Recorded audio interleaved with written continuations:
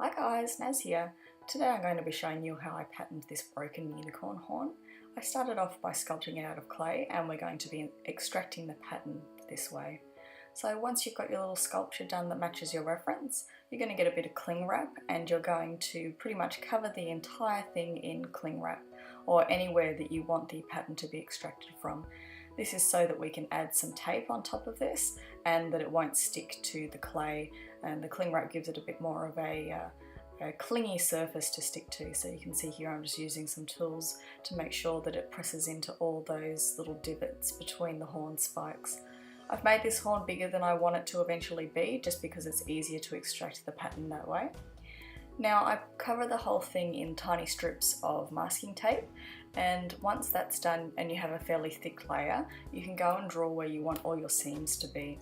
You can also add some little notches for reference points for when you're lining up your pattern pieces later.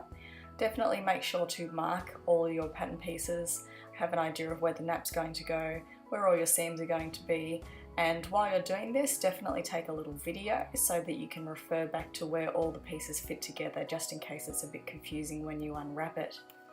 Our next step is going to be freeing our pattern pieces.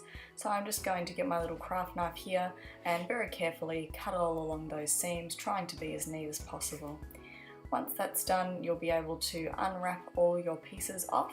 If any of them don't lay flat, you can cut darts into them until they lay flat onto the surface that you want to transfer them onto. You can trace them onto a piece of paper or you can scan them on your computer. These are the two inner pieces that I came up with here. I probably wouldn't have been able to come up with these perfectly if I was just digitizing this on the computer, so this was a much faster way for me to do that. Now to make our horn nice and rigid, I'm just using some of this very thin acrylic sheeting. I use hard plastic in a lot of parts of my plushies that need a lot of support, so in the bottom of hooves and in this case the outer rim of the horn. So I've laid my flat piece, the piece that ran all the way around the horn, and I'm tracing this exact piece out of this hard plastic. It's quite easy to cut, it's only 1mm thick, and I'm going to just go in and mark all the numbers of which corresponding points it needs to go once it's inside the horn, and I've just added sort of like a seam allowance on each end. Now I'm going to cut this out and you're going to clip off any sharp points, so just round them off a little bit. And once we've done that, we're going to go about gluing this into a circle shape, and that is going to provide the structure inside our horn and also help us get that hollow shape inside the horn as well. You can see here I've gone ahead and sewn the horn pattern. It was really just two pieces on the inside that had sort of a semicircle that attached to each other, and then that's sewn all around the outside. I'm going to carefully apply some hot glue, and then I'm going to use my pair of needle nose pliers to hold those two pieces together while they dry. Be really careful not to burn yourself. I've burned myself quite frequently with hot glue and it's not fun, but I'm just very carefully trying to line those pieces up, and then I'll grab those pliers and then hold those two pieces together. You can then add a little bit more hot glue, being careful not to melt the hot glue that's already dried. And then once that's done, that should really stay together. I haven't really had any problem with this sort of acrylic sheeting coming apart after hot gluing, and it will also be contained within the sewn boundaries of that fabric horn, so even if it does come apart it won't be able to move at all, so it will retain its original shape.